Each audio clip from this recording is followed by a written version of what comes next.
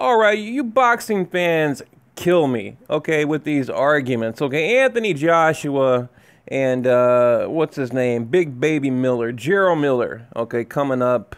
Let's see, January, February, March, April, May, June of 2019. Now, let's get into the argument, okay? Now, I've been all over social media, Facebook, even Twitter. Not a big Twitter guy.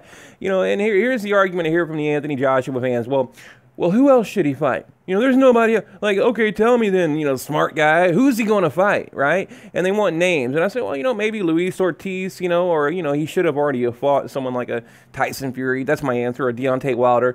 And they're like, well, no, it's not possible now. So the only guy out there in the heavyweight division he can possibly fight is Big Baby Miller. Now, let me tell you something, people. I've worked around promoters and inside boxing politics, you know, air quote, for a long time, long time. These promoters, they're smarter than you, okay? They're smarter than me.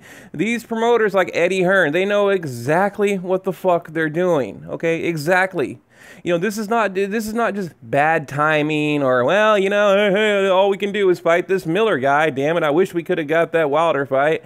You know, wish we could have had that Tyson Fury. Well, you know, no, they know exactly what they're doing. They wait out the real competition, okay? They wait out the real opponents until they're booked up, they're signed up, they're injured, they're whatever, you know, pricing themselves out like Dillian White, you know, apparently pricing themselves out. Whatever the excuse may be to sell you the fight, to tell you, hey, well, you know, this is the best we can give you because, you know, we care about you, the boxing fan. Cha-ching, cha-ching. Okay, that's exactly what these fuckers do. And I don't understand what is so hard to understand about that simple concept. Okay, so, you know, that argument, it's like, well, it drives me crazy, you know, because I keep telling these guys, I'm like, well, the fight should have already happened. Okay, number one. Fight should have already happened. Okay, you got Deontay Wilder winning a belt, what, back in 2015, I believe? And then you have Anthony Joshua winning a belt, I believe it was in 2015 against Johnson. Kevin Johnson right here, I'm looking at it. 5/2015, a WBC right there, 5/2015.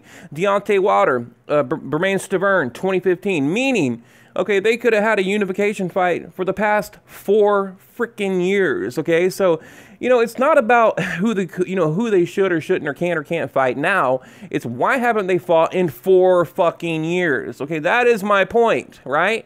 So I don't understand this argument, well, who's he going to fight, man? It's got to be, but just get out of here with that shit. You know, it drives me crazy. You know, think about Mayweather-Pacquiao. You know, you can take any historic matchup, Golovkin, Canelo, whatever, you know, pick your poison, right?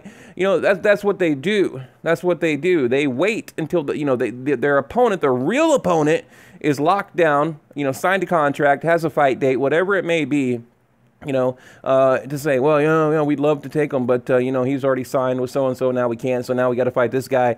And by the way, it's going to be on pay-per-view, and we want your $100 bill. You know, so I mean, man, aren't you tired of getting scammed? Aren't you tired of getting hustled by these people? I mean, seriously.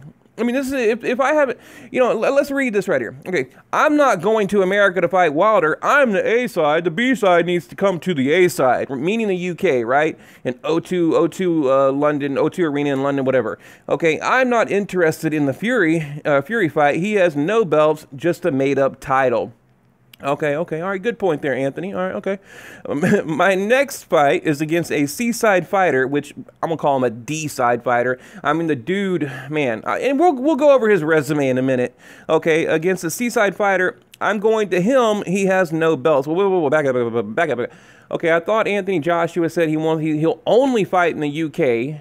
Okay, even Lennox Lewis weighed in on this. You know, that boxing is a global sport, and you need to, you know, step outside of, you know, your comfort zone and come to America or wherever it may be, you know, to make the big fights happen and to challenge yourself as a fighter, right? Because if you're a real fighter, that's what a real fighter does. You know, You know, I'm not going to say it. Ooh, I was about to say it. I'm not going to say it. But that's what a real fighter does, okay? So, you know, he said, no, we're not going to do that. You know, you want me, you come to my backyard. Deontay Wilder jumping up and down, screaming and yelling, I will come to you. I will come to you, you know, make the deal. And then there's this, you know, $50 million offer, which apparently they claim, you know, it was a bluff, you know, like when you're playing cards and you bluff or whatever, and they didn't really have the $50 million. I mean, they did or they didn't, whatever, you know.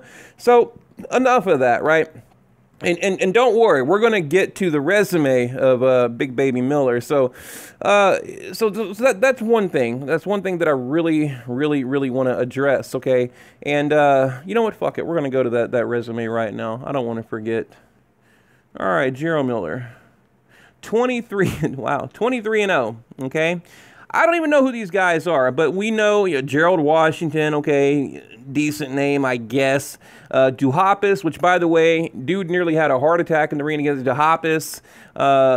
Fought Thomas, or Tomas, Dominic, or whatever, I can't pronounce his name, whatever his name is. You know, but basically, you know, I saw struggle in each and every one of these fights, okay?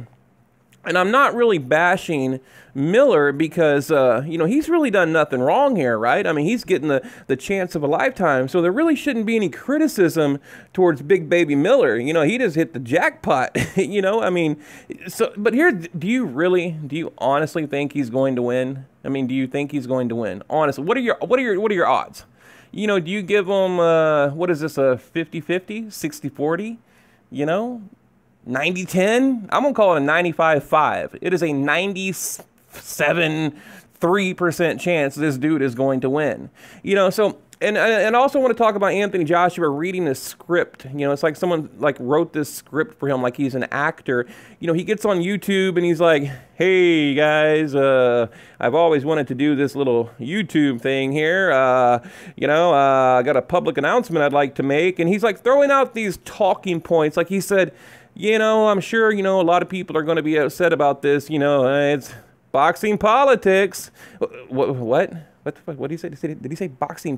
Did he just say boxing politics? Like, with no elaboration, with no explanation, just, you know, boxing politics, because he thinks you're stupid and he's relying on you to be the stupid boxing fan that's going to support this crap.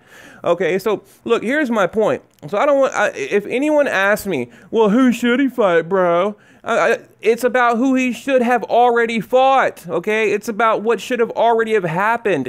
It's about someone taking advantage of you and milking money out of boxing. Don't you get it? It's not about who is available right now. That is a weak, stupid argument. It is about what should have already happened. These guys have been champions for 4 consecutive years, like lineal years. This fight should have happened. There's a lot of months. There's 12 months in each and every year. I mean, these guys fight twice a year. Okay, in 4 years, that's 2, 4, 6, 8. That's 8 missed opportunities for these guys to have a matchup. So it makes no sense to me. That argument is weak as fuck. And oh God, I'm so tired of hearing that.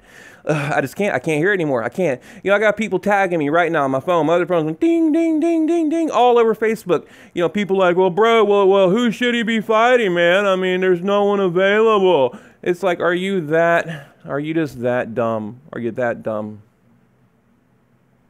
I mean, you know, it's like, I give up. It's like, I think a lot of these boxing fans out there, man, they're not boxing fans. They're fans of a fighter, you know, like the Flomos and the Pactards and, you know, whatever you want to call it. But, you know, and it's really not about a UK versus an America thing. Because, again, to me, you know, I mean, 90% of my fighters that are my favorites aren't even from America. So that I don't understand that either. But there does seem to be this rivalry between, like, the UK and, you know, the heavyweight champion there and then a heavyweight champion in America, which I understand. It's kind of a historic rivalry. I kind of get it.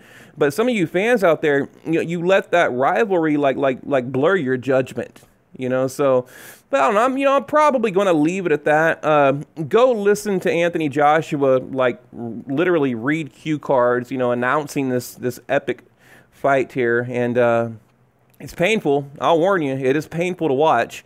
You know, hey guys, just the way he did it was like, you know, he would just throw out these talking points like, I want to come to America, you know, to MSG, and he's like, by the way, or to he's like, yeah, he says, I'm coming to America to MSG, and he's like, by the way, That stands for Madison Square Garden. Like, really, dude? Like, did you really just, okay.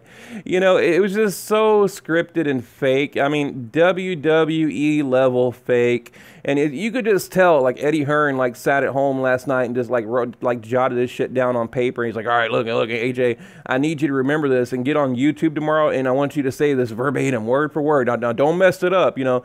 And then in the middle, I want you to say, boxing politics, you know, ha ha ha.